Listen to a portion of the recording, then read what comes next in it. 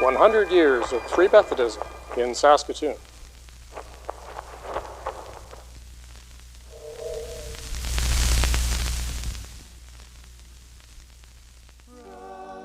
The story of how Free Methodism came to Saskatoon begins with the early settlers to the prairies, who came west from Ontario and north from the United States after the turn of the century. They had passion to share the good news of Jesus.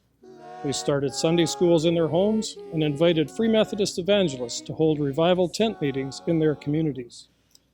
Lay people, both men and women, gave leadership to these fledgling churches.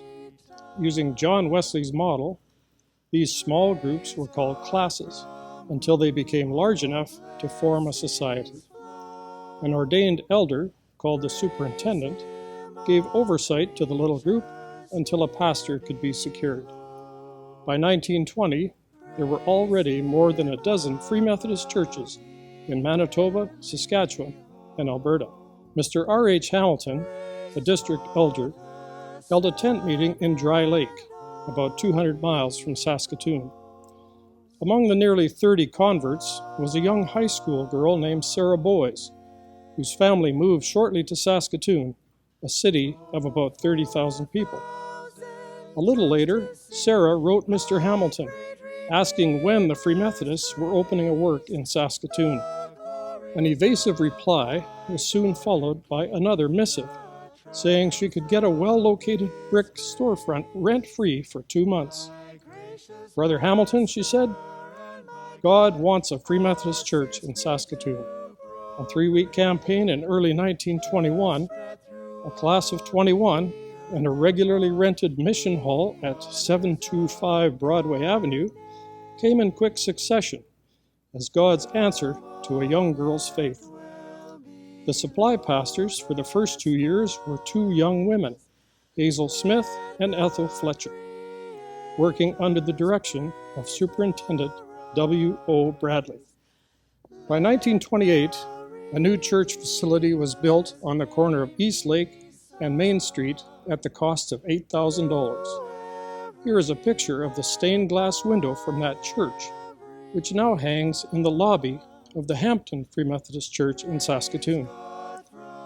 Olive Souster, born in 1927, recalls her mother saying that she carried Olive in her arms into the little Broadway mission. Olive and her husband Earl were married in the parsonage by Reverend Milburn Hindmarsh. Milburn and his wife Elsie were pastors from 1944 to 1953. The Sousters moved out to a farm and didn't attend the church until the 1950s, when they moved back to the city with their family. Olive, who was a part of the Hampton Free Methodist congregation, is the longest attending member of the Free Methodist Church in Saskatoon. Children and families were always a focus of the ministry of the church. Bonnie Winger and Malcolm Greenshields were children in the church during that time. Bonnie writes, "When I was 5, my father often took me to Tuesday evening prayer meetings. I remember Reverend Hindmarsh and Mr. Hamilton leading. We would kneel for prayer, and many would pray. In fact, praying was as much an activity as singing and the sermon. Reverend Hindmarsh was central to my childhood understanding and acceptance of Christian faith. His kind and gentle manner, faithfulness and sincerity, humility and reliance on God were his testimony to me. I will always be thankful that his ministry was the background for my childhood faith." Bonnie and Malcolm later married and were a part of the church family until they moved from Saskatoon. Lorraine Buffum, recently retired Free Methodist minister from British Columbia, remembers growing up in Saskatoon when her father, Paul Buffum, was the pastor. "My impression of the church that it was small and quaint, but there was a congregation of deeply committed and gifted people who received my father's ministry with enthusiasm. I remember, too, wonderful music on the piano and organ." Sunday school, and later a midweek children's outreach program called Christian Youth Crusaders, were 2 vibrant programs of the church.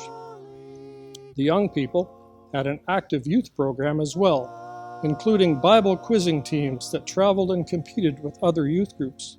The teens and young adults were invited into people's homes after the Sunday evening services for a time of food, fellowship, and singing. One person remembers, it was a great place to meet potential spouses. Stan and Carlotta McAllister of the Hampton Church recall how intergenerational and welcoming the church was. Carlotta was the daughter of missionaries Wesley and Lila DeMille, so her family was far away. Stan was a young medical student living on a tight budget, but the congregation became their family, loved and supported them, and helped them with their wedding. As the new decade began, this group of faith-filled folk made the courageous decision to step forward with a new vision of reaching the city of Saskatoon for Christ. But that's the next chapter in our history.